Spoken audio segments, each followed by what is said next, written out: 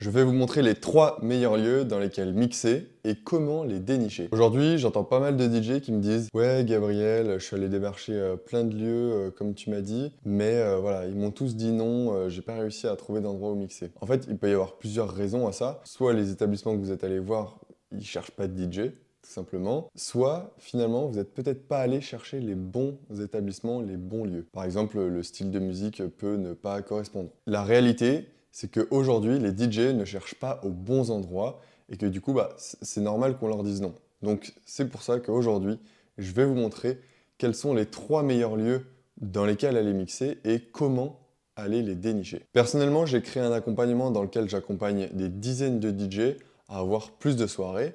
Et aujourd'hui, ils ont en moyenne 10, 15, voire même parfois 20 soirées par mois, tous les mois. Donc dans cette vidéo, je vais vous montrer les 3 types de lieux qui recherchent activement des DJ. Ensuite, je vais vous faire une comparaison détaillée entre ces différents types de lieux pour que vous puissiez choisir celui qui vous correspond le plus, celui qui correspond le plus à votre carrière de DJ à l'heure actuelle. Et enfin, troisièmement, je vais vous expliquer comment faire pour les trouver rapidement, les dénicher et réussir à mixer chez eux le plus vite possible. Donc le premier point, on va justement aborder quels sont ces différents lieux. Alors le premier type de lieu, ça va être les bars, plus particulièrement les bars festifs. C'est le type d'établissement qu'on va pouvoir trouver le plus facilement parce qu'il y en a beaucoup. Voilà, tous les bars finalement peuvent se transformer en bar festif, que ce soit de manière ponctuelle, par exemple une fois par mois, ou alors une fois par an, je sais pas, pour leur anniversaire par exemple, ou même de manière beaucoup plus régulière, par exemple tous les vendredis ou tous les samedis soirs. C'est quand même vraiment mieux que les restaurants, parce que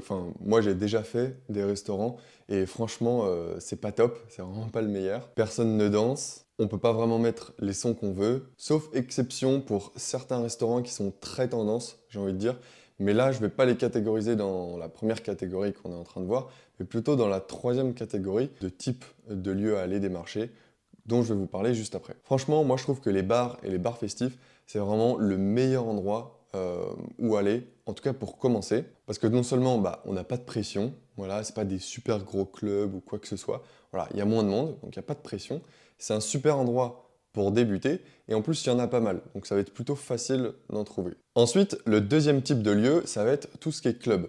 Alors, club, boîte de nuit, voilà, globalement, c'est à peu près la même chose. Mais entre une boîte de nuit et un club, il y a quand même quelques différences. Et ce qu'il y a de mieux, ça reste quand même les clubs, parce que c'est souvent plus adapté à certains styles de musique spécifiques. Par exemple, on va retrouver des clubs qui vont être plutôt uniquement house, ou alors qui vont graviter autour de la house.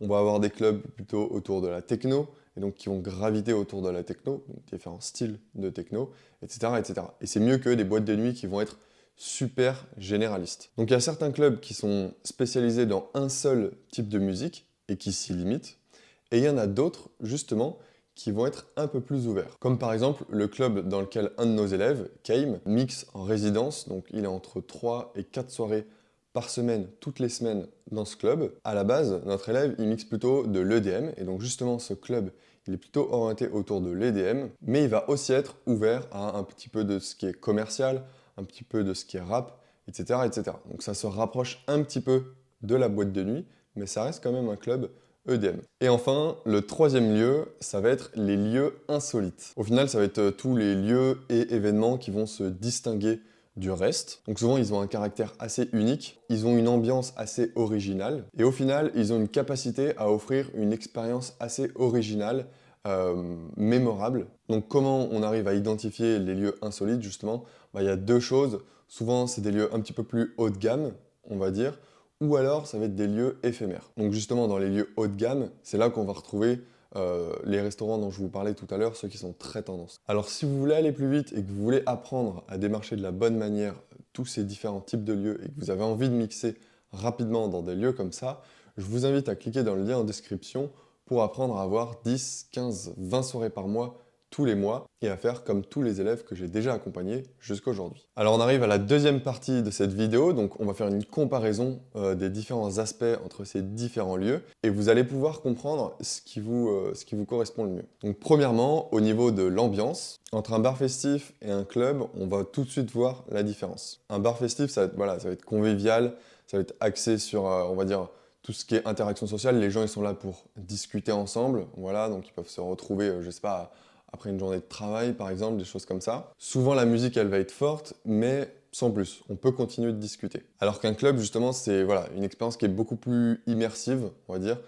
Tout de suite il y a une piste de danse, c'est le point central, il y a de la musique, il y a des lumières, etc. Donc voilà, l'objectif est vraiment différent. Et justement, les lieux uniques, les lieux exclusifs, en quelque sorte, insolites, eh ben, ça va être un petit peu un mix entre les deux. Souvent, il va y avoir du bon son, il peut y avoir des belles lumières, mais en fait, ce qui va le différencier des autres, ça va être, on va dire, un petit peu le cadre. Donc ça peut être aussi, par exemple, des expériences un peu plus insolites. Donc je sais pas, il peut y avoir un saxophoniste en plus, ou voilà, d'autres artistes en show, en live, je sais pas, des cracheurs de feu, j'en sais rien. Mais voilà, c'est comme ça que ça va se différencier un petit peu du reste. Et ça peut également être dans des lieux un petit peu différents, des lieux cachés de temps en temps. Ça peut être des rooftops, ça peut être des caves, mais bon, là c'est plutôt pour tout ce qui est rave party, etc. Mais voilà, ça peut être différents lieux un petit peu comme ça. Ensuite, bah, le deuxième point, c'est au niveau des horaires. Voilà, un bar, ça va être, je sais pas, après une journée, donc de 18h, je sais pas, 20h, jusqu'à minuit, allez, 1h, 2h du matin pour les bars festifs. Alors que les clubs, bah, logiquement, ça commence plutôt vers 23h minuit et ça va bah, jusqu'au bout de la nuit, 5h, 6h du matin. Et après ça, il y a même des afters, donc ça peut être jusqu'à 10h du matin le lendemain, parfois. Et pour tout ce qui est lieu insolite, ça va être différent, ça va dépendre du concept aussi. Voilà, si c'est un brunch, bah, forcément, ce sera plutôt le matin, alors que si c'est une soirée, bah, ça sera plutôt le soir. Logique, donc ça va vraiment dépendre du concept. Ensuite, le troisième point de comparaison, c'est qu'ils ont chacun des objectifs différents. Le bar, son objectif en quelque sorte, ça va être les boissons. Donc, je sais pas, des bières, des cocktails. Le club, l'objectif principal, donc et c'est aussi en fait la manière dont ils vont se rémunérer, ça va être plutôt justement bah, la musique, les lumières. Donc en fait, le bar, lui, il va se rémunérer en vendant des boissons. Le club, lui, va se rémunérer aussi en vendant des boissons, mais surtout avec les revenus des entrées et aussi bah, tout ce qui est carré VIP, etc. Et troisièmement, les lieux insolites, bah, là justement, ça va être un petit peu différent. Souvent, vu que c'est un petit peu des milieux haut de gamme ou quoi que ce soit, souvent ça va être des cocktails assez signatures. Ils vont essayer de pousser tout ça sur tout ce qui est sensoriel, que ce soit le goût, le visuel, les odeurs aussi, donc voilà, c'est vraiment très différent. Aussi, quatrièmement, pour ce qui est du public ciblé, bah forcément, les bars, eux, ils vont chercher, bah, je sais pas, les collègues, les amis. Les clubs, ils vont chercher plutôt les amateurs de musique, ceux qui connaissent un peu plus, voire qui connaissent carrément, ils peuvent même cibler des DJ, voilà. Et les yeux insolites, eh ben, ils vont essayer d'aller chercher une clientèle un peu plus premium, donc avec plus de pouvoir d'achat de temps en temps. Souvent, les gens vont mieux s'habiller. Et donc maintenant, troisième partie de cette vidéo, qui est quand même assez importante, comment faire pour dénicher ces différents lieux. Donc il y a deux types de méthodes. Il y a les méthodes de base et les méthodes avancées. Donc les méthodes de base, j'en ai déjà parlé dans plusieurs vidéos. Je vais vous épingler juste ici la vidéo la plus importante. En fait, il y a donc Google Maps et Insta pour trouver déjà beaucoup de lieux, que ce soit des bars, bars festifs, mais aussi les clubs, voire même tout ce qui est lieu éphémère, et même festival. Avec Maps, on peut déjà trouver tout ça. Donc Maps, on va juste sur Maps, on met sa recherche, et on va trouver un petit peu tous les bars de la ville, tous les festivals de la région, etc. etc. Ça, c'est super simple. Ensuite, une fois qu'on a fait ça, qu'on a repéré les établissements clés, j'ai envie de dire, on peut aller sur Instagram, aller trouver leur compte Instagram, et ensuite essayer d'afficher les comptes similaires. Donc souvent, c'est juste en dessous de la biographie, il y a un petit icône, il suffit de cliquer, et on va voir tous les comptes similaires.